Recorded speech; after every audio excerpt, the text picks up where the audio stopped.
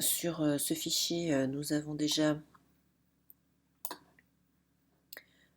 créé 2 jours de cyclage, le jour 1 et on voit le jour 2, où ce mur a déjà été coulé et celui-ci va être coulé. Et donc l'idée c'est de venir mettre les branches qui vont servir à ces réalisations. Alors d'abord il faut aller charger les familles de branches. Pour cela il faut aller dans l'onglet Insérer, puis Charger la famille. Vous allez voir qu'on a mis à votre disposition un certain nombre de branches qui existent, des branches Sateco et des branches Usor. Donc les Sateco, je les ai déjà chargées, je vais charger les branches Usor. Là, il me convertit le format qui était au départ un format de Revit 2017 et qu'il passe en Revit 2019. Donc ces branches sont maintenant chargées. En fait, il s'agit de familles que l'on retrouve ici dans les familles génériques. Et on a ici les modèles génériques Usor et les modèles génériques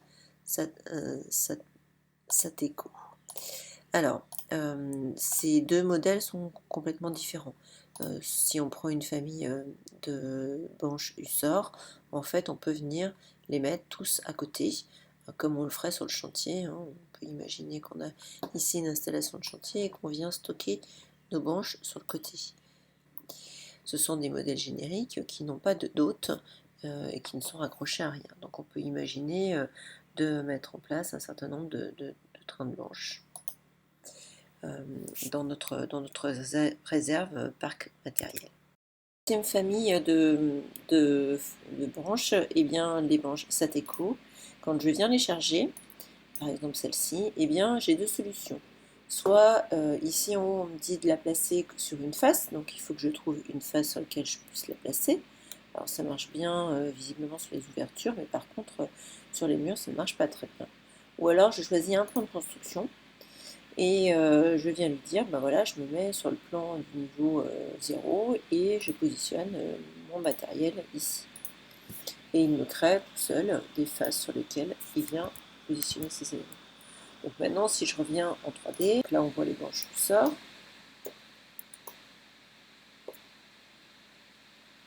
Voilà, et là, on voit les branches Sateco. Donc j'ai plus de choix effectivement avec Sateco, donc je peux avoir intérêt à utiliser plutôt celle-ci.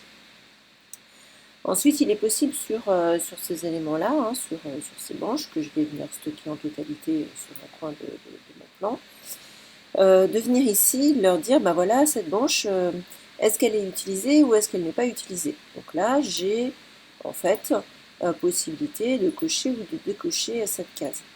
Donc si ma branche, je l'utilise le jour 1, eh bien je vais cliquer sur branche utilisée. Si je ne l'utilise pas, eh bien je vais désactiver cet onglet-là. Il y a, alors ça c'est avec Usor, et avec les branches Sateco, avec le matériel Sateco, eh bien, alors j'ai un peu plus d'informations hein, sur le mode de construction. Par contre, je n'ai pas comme vous le voyez ici, hein, je n'ai pas d'éléments qui me permettent de dire qu'il est utilisé ou pas utilisé.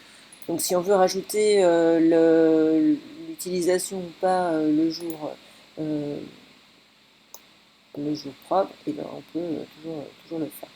Donc évidemment, ça c'est propre, ces paramètres-là vont être propres à chaque mise en place, chaque jour. Donc par exemple, si je me mets sur le jour 1 et que je décide d'utiliser mon train de branche Usor qui est là, je vais dire ben, ce train de branche Usor,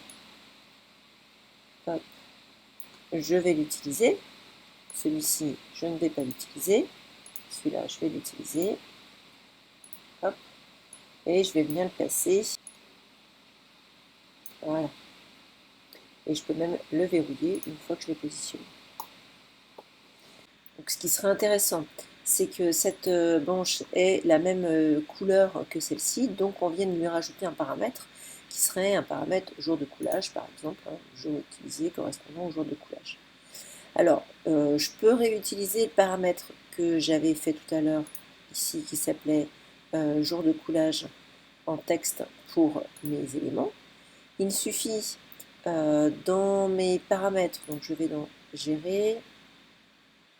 Donc pour rajouter le paramètre de projet, donc je clique sur Paramètres de projet, jour de coulage, et là je viens modifier les caractéristiques de ce paramètre-là, en lui disant que non seulement on doit l'appliquer sur les éléments, mais également sur les modèles génériques.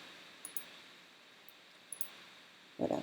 Et là maintenant, quand je sélectionne un modèle générique, eh bien mon jour de coulage est se rajouter dans les paramètres. Donc dans mon jour de coulage, je peux marquer comme tout à l'heure, jour 1. Alors attention parce qu'il faut l'écrire exactement de la même façon, avec les mêmes espaces, les mêmes majuscules, pour que ça puisse fonctionner. Donc si je vérifie, celui-ci, mon élément, j'avais bien marqué jour 1 avec une majuscule, et celui-ci, jour 1 avec une majuscule.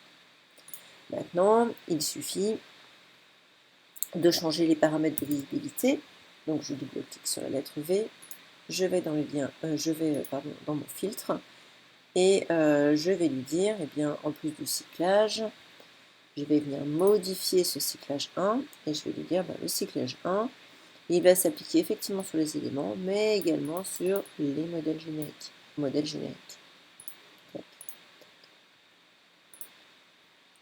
Et voilà, là il s'est appliqué sur mon modèle générique, de la même façon que sur mon élément.